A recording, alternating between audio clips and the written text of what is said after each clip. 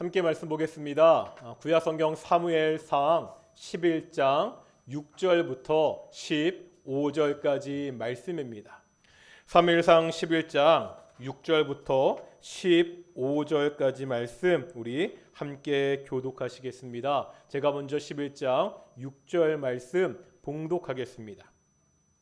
사울이 이 말을 들을 때 하나님의 영에게 크게 감동되매 그의 노가 크게 일어나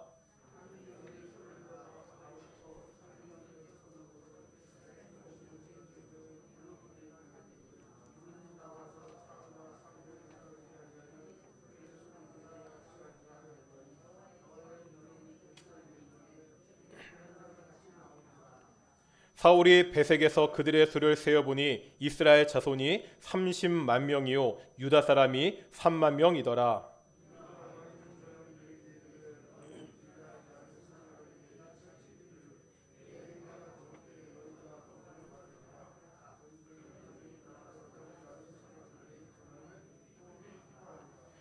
야벳 사람들이 이에 이르되 우리가 내일 너희에게 나아가리니 너희 생각에 좋을 대로 우리에게 다 행하라 하니라.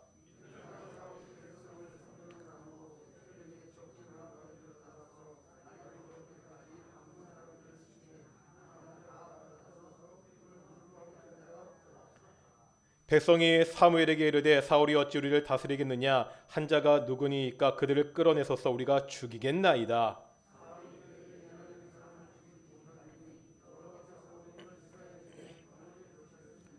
사무엘이 백성에게 이르되 오라 우리가 길갈로 나라를 새롭게 하자.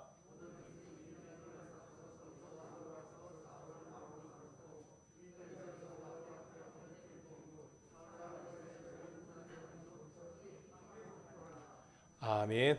이 시간은 관리 찬양대 여성 파트 나와서 찬양을 하나님께 아멘. 찬양 감사합니다. 우리 오늘 보민자매 혜리자매 찬양 감사하고요.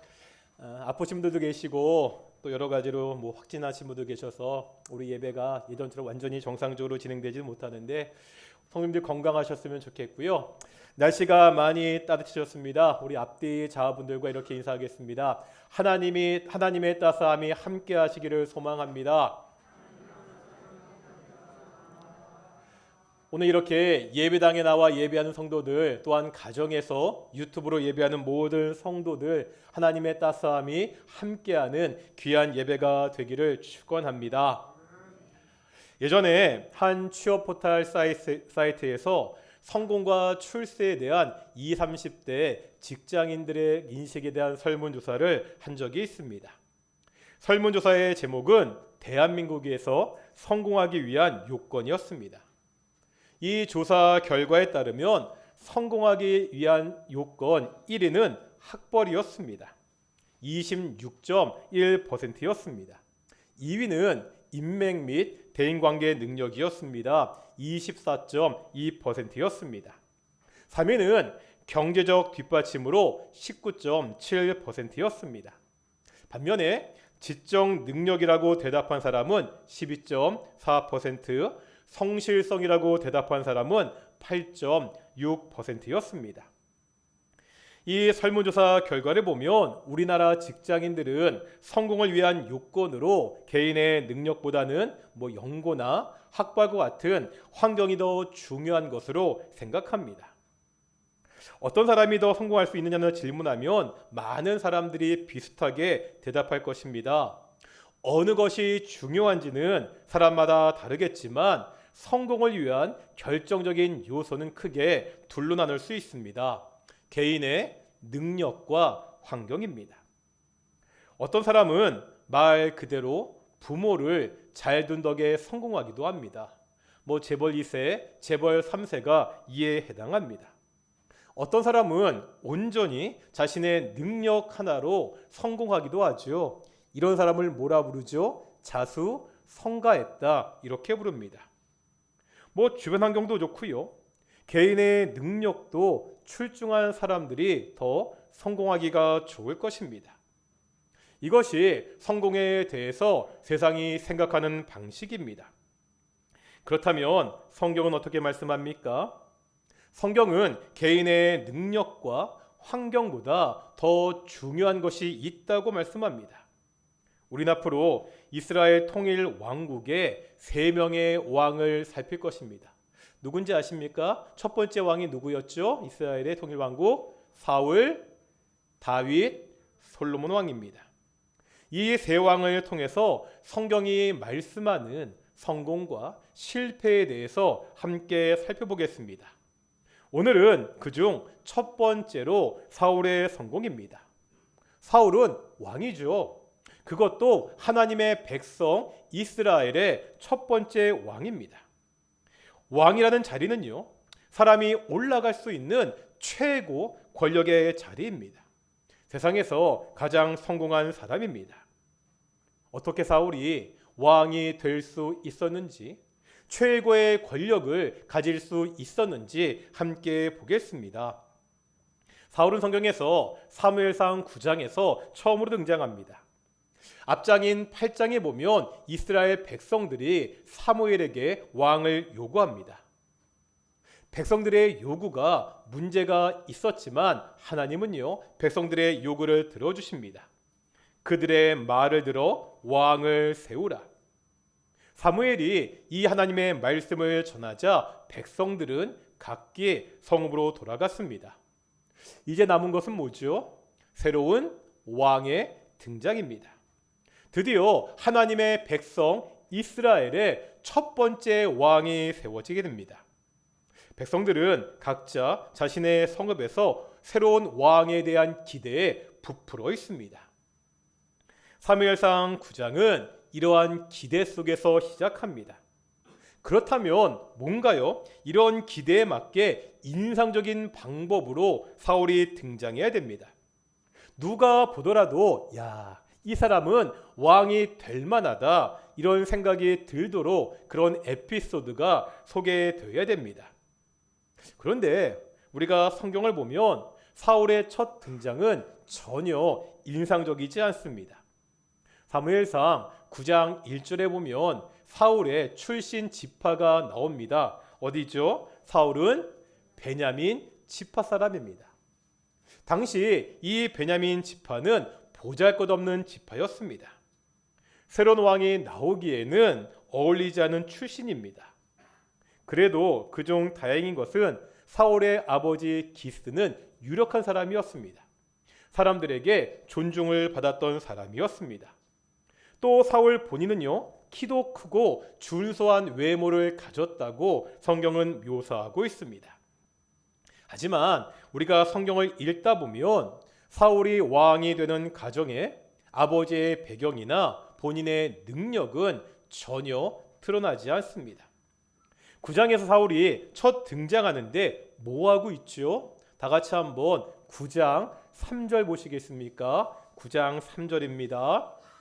9장 3절 같이 읽겠습니다. 시작.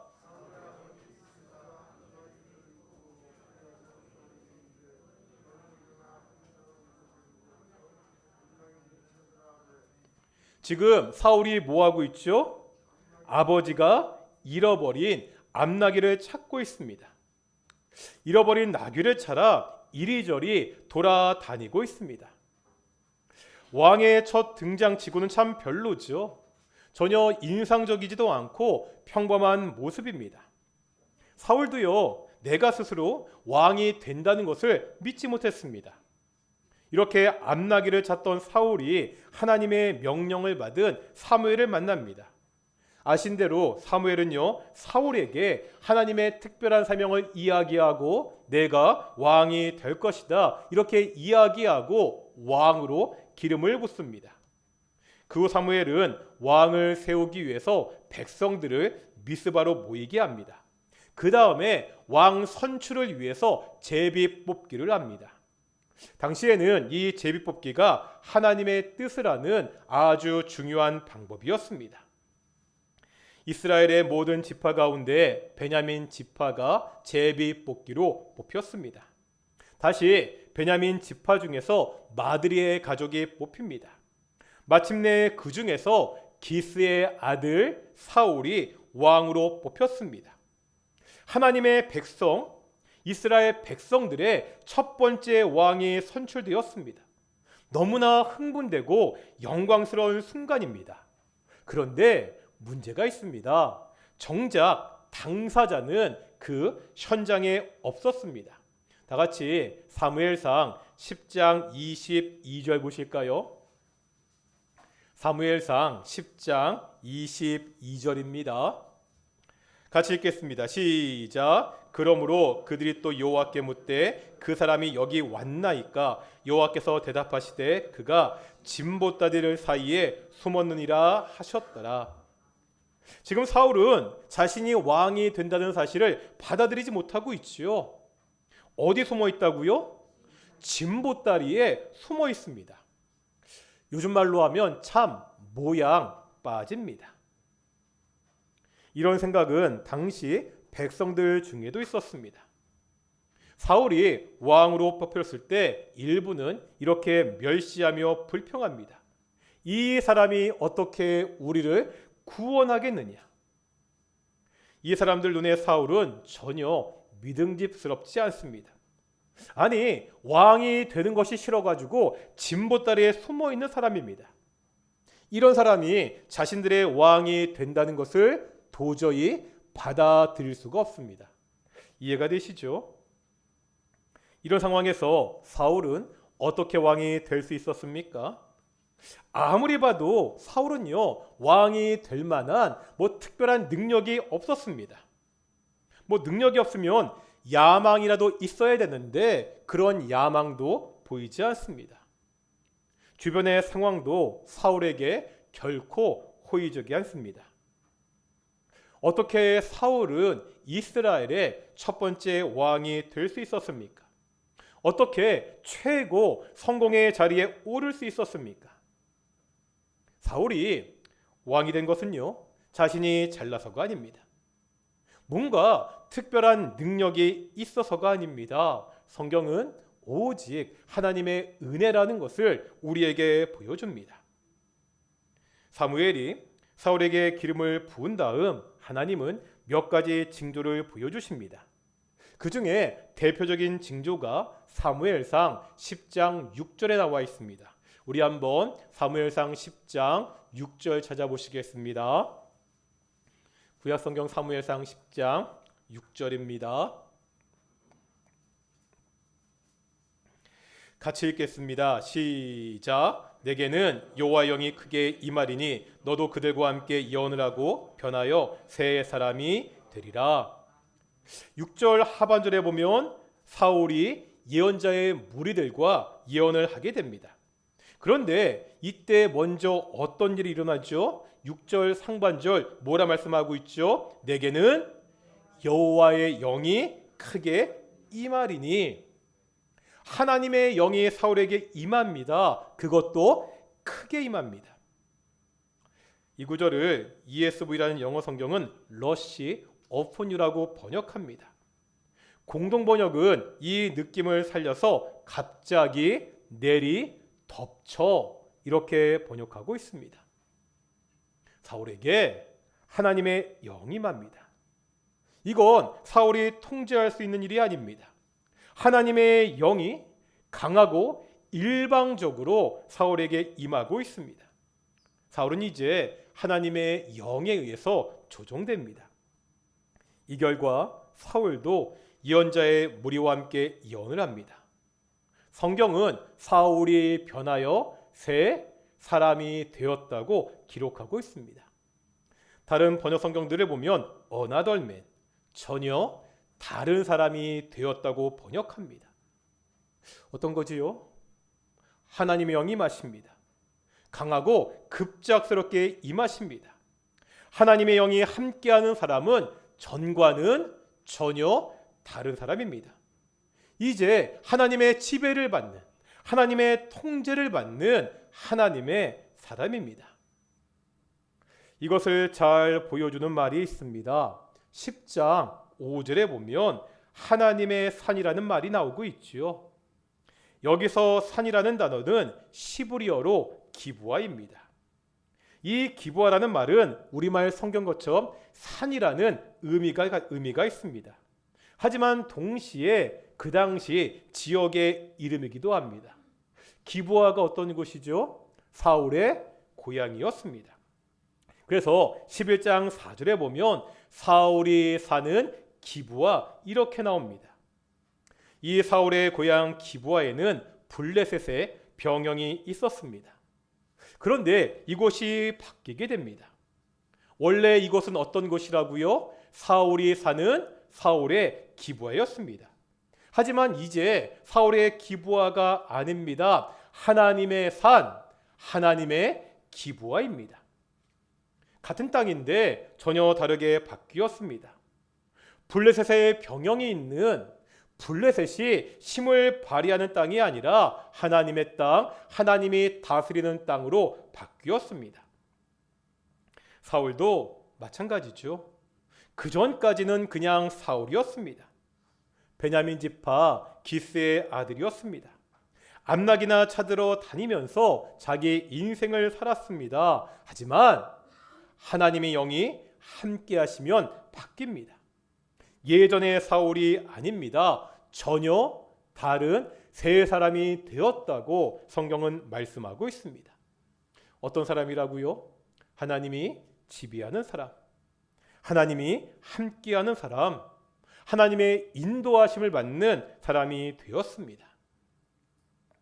이것을 가장 극적으로 보여주는 것이 오늘 우리가 읽었던 사무엘상 11장의 사건입니다. 사무엘상 11장은 왕으로 기름 부음을 받은 사울의 첫 번째 전쟁 이야기가 기록되어 있습니다. 다 같이 한번 11장 1절 보시겠습니다.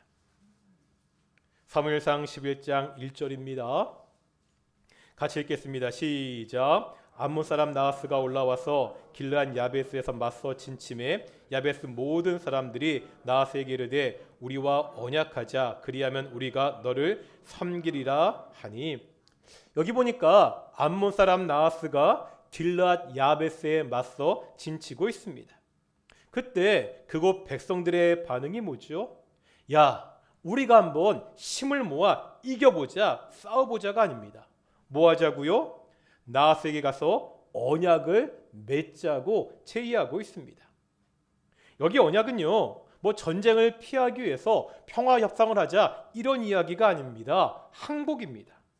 전쟁만 하지 않는다면 항복해서 암몬을 섬기겠다는 항복 선언입니다. 문제는요, 나하스가 이 말도 듣지 않습니다.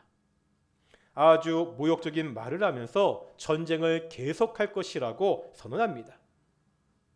야베스의 장로들은 자신들의 힘으로는 도저히 할 수가 없기 때문에 이스라엘 전역에 사자를 보냅니다.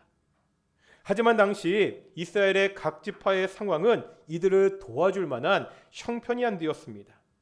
한번 11장 4절 보실까요? 11장 4절에 보면 전령들이 사울이 사는 기브아에 이 소식을 전했을 때 백성들의 반응이 나오죠. 백성들이 어떻게 반응하고 있죠? 그렇죠. 동포의 어려움이 있습니다. 우리가 의기투합해서 한번 해보자. 그렇게 하고 있지 않죠. 다들 소리를 높여 울고만 있습니다. 아니 지금 적이 쳐들어왔는데 속절없이 백성들이 울고만 있습니다. 암몬과의 전쟁은 이번이 처음이 아닙니다. 앞에 있는 사사기 11장에도 보면 암몬과의 전쟁이 나옵니다. 이때는 사사 입다의 지도하에 이들을 물리쳤습니다. 하지만 지금은 아무런 대책이 없습니다. 사사 시대를 지나면서 형편없이 약해졌습니다. 주변 나라가 공격했는데 어쩔 줄 몰라하며 두려워하며 울고만 있는 것이 당시 이스라엘의 형편이었습니다. 지금 이들에게는 왕도 있지 않습니까? 사울입니다. 제비를 뽑아서 사울을 자신들의 왕으로 뽑았습니다. 처음에 이스라엘 백성들이요, 하나님께 왕을 달라고 할 때 이유가 있었습니다. 다른 나라와 같이 전쟁이 났을 때 앞에 나가서 싸울 그런 왕을 우리에게 달라고 하나님께 요구하고 있습니다. 그런데요, 그런 왕이 지금 뭐 하고 있습니까? 백성들의 요구대로 뽑힌 새 왕, 그 사울이 이러한 위기 앞에서 뭐 하고 있죠? 11장 5절 보실까요? 11장 5절입니다. 읽겠습니다. 시작. 마침 사울이 밭에서 소를 몰고 오다가 이르되 백성이 무슨 일로 오느냐 하니 그들이 야벳 사람의 말을 전하니라. 뭐 하고 있다고요? 고향 야베스에서 소를 몰고 있습니다. 왕으로 뽑혔는데 아무런 역할을 하지 못하고 있습니다. 그동안 왕이 없어서 이스라엘이 다른 나라의 침략을 받은 것이 아닙니다. 왕이 없기 때문에 나라가 약해진 것이 아닙니다. 왕이라는 제도가 그들을 구원할 수 없습니다. 하나님을 떠났기에 이스라엘이 약해졌습니다. 하나님을 의지하지 않았기 때문에 전쟁에서 패배했습니다. 그렇다면 이스라엘이 다시금 강해지고 전쟁에서 승리할 수 있는 유일한 방법은 무엇입니까? 하나님입니다. 하나님이 함께 하셔야 됩니다. 하나님께서 그 전쟁 중에 개입하셔야 됩니다. 오늘 본문 6절은 바로 이 하나님의 개입을 말씀하고 있습니다. 다시 한번 오늘 본문 사무엘상 11장 6절 같이 읽겠습니다. 시작. 사울이 이 말을 들을 때 하나님의 영에게 크게 감동되매 그의 노가 크게 일어나. 사울이 야베스의 상황을 들었을 때 하나님의 영이 임합니다. 크게 감동되매 이렇게 묘사하고 있죠. 다른 번역 성경들은 더 강하게 묘사합니다. 새 번역에 보면 하나님의 영이 세차게 내리니라고 번역합니다. 하나님의 영이 강하게 임재하십니다. 사울의 의지와 상관없이 세차게 내리쳤습니다. 이 하나님의 임재는 먼저 사울을 바꾸었습니다. 소를 몰던 사울은 그 소를 잡아 각을 뜨고 이스라엘의 모든 지역으로 보냅니다. 누구든지 나와 사무엘을 따르지 않으면 이렇게 될 것이라고 모든 백성들에게 선포합니다. 이런 용감한 사울의 모습은 뜻밖이죠. 우리가 앞에서 보았던 사울은 이렇게 용감하고 적극적인 사람이 아니었습니다. 사무엘이요, 처음 네가 왕이 된다고 했을 때 받아들이지 않았습니다. 제비 뽑기를 통해 왕으로 뽑혔을 때도 어디에 있었다고요? 진보다리에 숨어 있었습니다. 왕이 된 다음에도 아무런 역할을 하지 못하고 고향에서 소를 몰고 농사만 짓고 있었습니다. 이런 사울이 바뀌었습니다. 하나님의 백성이 모욕당하는 것에 분노하고 있습니다. 지금 전쟁을 위해서 백성들을 모으고 있습니다. 이유가 뭐라고요? 왜 사울이 갑자기 각성했습니까? 하나님의 영이 임하셨기 때문입니다. 왕의 제도를 통해서 왕이 되는 것이 아닙니다. 하나님의 영이 임하실 때 왕의 역할을 감당할 수 있습니다. 개인의 능력으로 왕으로 세워지는 것이 아닙니다. 오직 하나님의 능력으로 왕으로 만들어져 가고 있습니다. 사울뿐만이 아닙니다. 이스라엘 백성들도 바뀌었습니다. 오늘 보면 7절 보실까요? 7절입니다. 같이 읽겠습니다. 시작. 한 겨리의 소를 잡아 각을 뜨고 전령들의 손으로 그것을 이스라엘 모든 지역에 두루 보내어 이르되 누구든지 나와서 사울과 사무엘을 따르지 아니하면 그의 소들도 이와 같이 하리라 하였더니 여호와의 두려움이 백성에게 임함에 그들이 한 사람같이 나온지라. 백성들이 어떻게 바뀌었죠? 7절 하반절에 보면 이스라엘 백성들에게 어떤 마음이 생겼다고요? 여호와를 두려워하는 마음. 백성들이 이제야 정말로 누구를 두려워해야 되는지 깨닫게 되었습니다. 암몬이 아니라는 거예요. 나하스가 아니라는 겁니다. 누구를 두려워해야 됩니까? 하나님입니다. 지금 이스라엘 백성들이 신경 써야 되는 것은 외부의 적이 아니라 바로 하나님입니다. 이것을 깨달은 이스라엘 백성들이 한 사람같이 전쟁에 나왔다고 말씀하고 있습니다. 두려움에 울고만 있던 이스라엘 백성들이 이제야 비로소 하나님의 군대가 되었습니다. 상황은요, 전혀 달라진 것이 없죠. 이스라엘 왕은 계속 사울입니다. 암몬의 위협은 여전히 계속되고 있습니다. 하지만 하나님의 영이 임하자 모든 것이 바뀌었습니다. 사울은요, 용사가 되었고 이스라엘 백성들은 하나님의 군대가 되었습니다. 하나님이 함께 하시자 이 바뀐 사울과 이 바뀐 이스라엘 백성들이 암몬의 군대를 물리쳤습니다. 이 전쟁의 결과 사울은 어떻게 되었습니까? 15절에 보면 모든 사람들에게 인정을 받는 이스라엘의 왕이 되었습니다.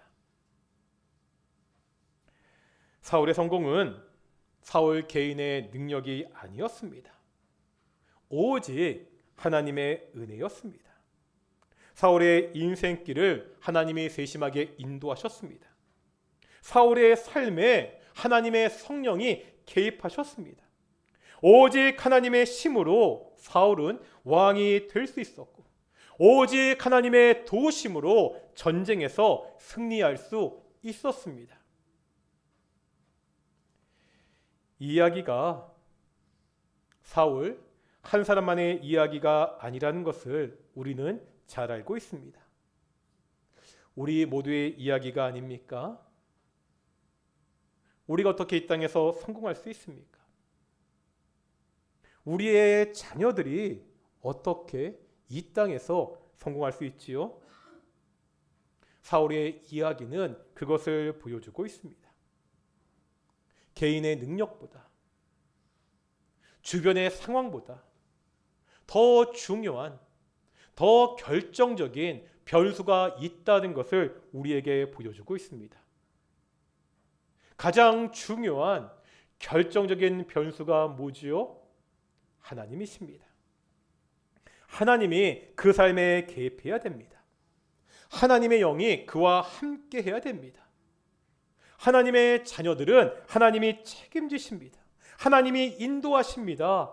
하나님이 우리와 함께 하실 때, 하나님의 영이 우리의 삶에 개입하실 때 하나님이 원하시는 성공적인 인생을 우리가 살 수 있습니다. 하나님의 자녀들의 성공은 개인의 능력이나 주변의 환경에 달려있는 것이 아니라 누구에게 달려있다고요? 하나님께 달려있다는 것을 사울의 모습은 우리에게 보여주고 있습니다. 오늘 우리가 다시 한번 이 말씀을 묵상하며 함께 기도하는 시간이 되기를 소망합니다. 어떻게 기도해야 되지요? 우리의 삶에, 바로 내 삶에 하나님이 개입하시기를 기도하겠습니다. 우리 자녀들에게 하나님의 영이 강하게 임재하시기를, 오직 하나님께서 우리 자녀들의 인생을 인도하시기를 기도하겠습니다. 대한민국을 위해서 기도하겠습니다. 우리 대한민국 어떻게 성공할 수 있습니까?